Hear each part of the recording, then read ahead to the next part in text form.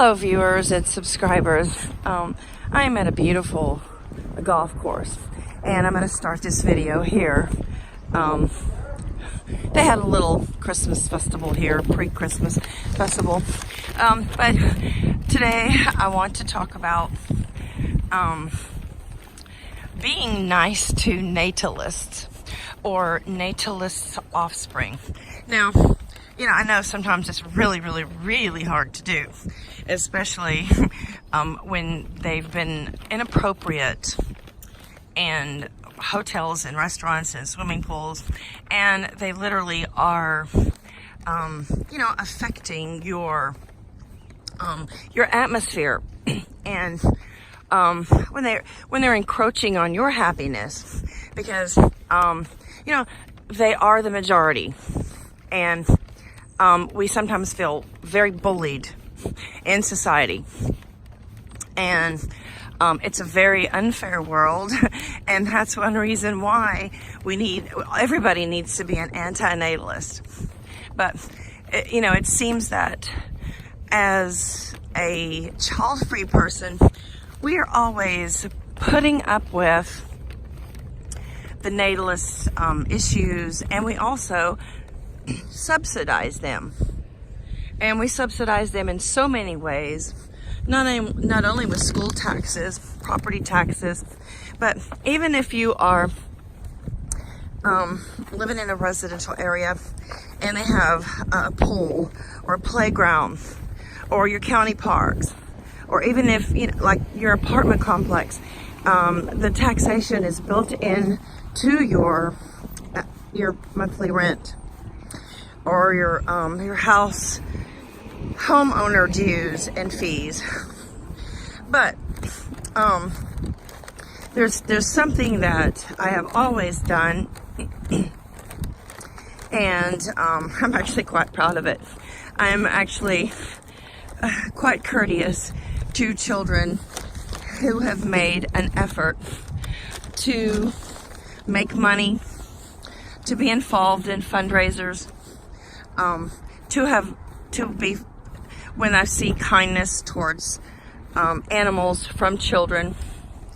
And for example, the other day I was at Lowe's, and the Boy Scouts are now selling things. The Boy Scouts are selling packaged kettle corn, and it was actually expensive. It was this huge bag, and it wasn't like the kettle corn that you get. It's not like the really good stuff either. It was like pre-packaged, you know. It was kind of like average, and it was $20. And this little boy, I mean, he might have even had a speech impediment, but I think he was just being silly. And you couldn't even understand him. It was like, that a popcorn? But anyway, it drew me over to his little booth, and sure enough, I purchased the popcorn. And it was pretty bad. I mean, it was, you know, pre-packaged and some of the worst stuff I've ever had. And but anyway, I gave it to the birds and the chipmunks. So but you know, there weren't many people coming up to his little station. There wasn't many people patronizing him. And as a child, I used to sell all kinds of stuff, whether it was Girl Scout stuff or church stuff, or, you know, that sort of thing. But anyway, you know, it's important to make kids feel wanted and special. And, you know, when they're doing the right thing, to acknowledge them and validate them. Because that's the only way that they are going to ever increase their self-esteem and continue to do the right things. And I always give little girls and little boys lots of attention when they're stroking animals, or when they're being kind to animals, or walking their dogs, or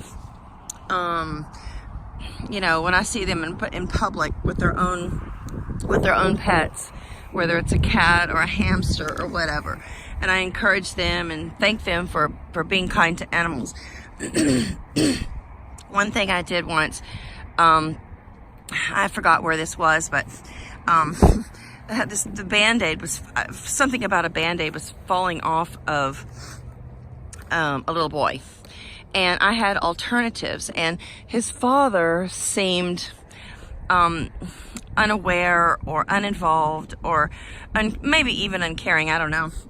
But his father was not able to come up with solutions, and the little boy seemed quite frustrated. So I had come up with a solution at the time, and that didn't work. So then I came up with another solution, and the child had a need, and I met his need, and he saw kindness from a stranger. Now, the other thing I've done in the past was I was at an airport, and this woman was traveling alone with her baby. And like, she just turned to me suddenly. She goes, "Oh, can you hold her?"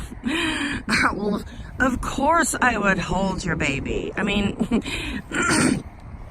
it felt like an alien fish or something. But yeah, I mean, I gently took I know how to hold a baby, no matter how alien it felt. But Miss Natalist, I will call her. She was much younger than me, probably 15, 20 years. And she had a need, and sure enough, it extends beyond natalist and anti-natalist. It's human. It's civility, and it's responsibility, and it's decency.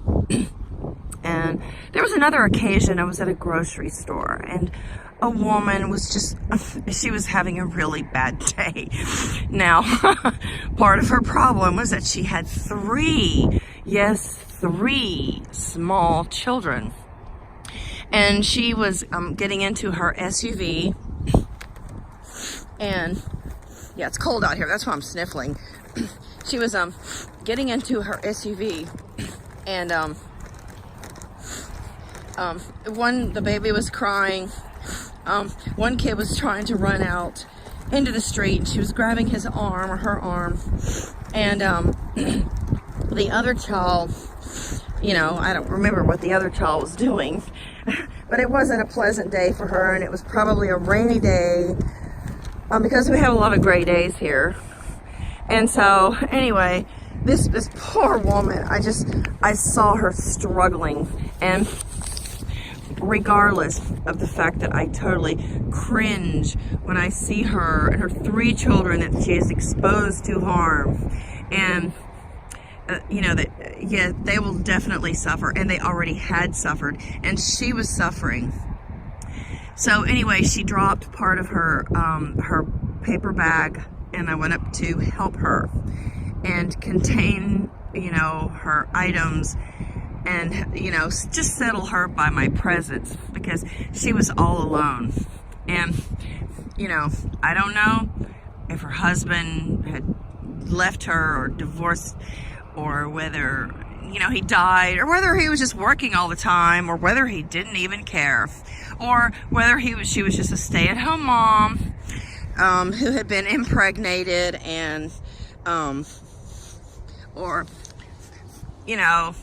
maybe she even felt that she just had biological needs to reproduce, and yet no way to stifle the pregnancies or discontinue the pregnancies.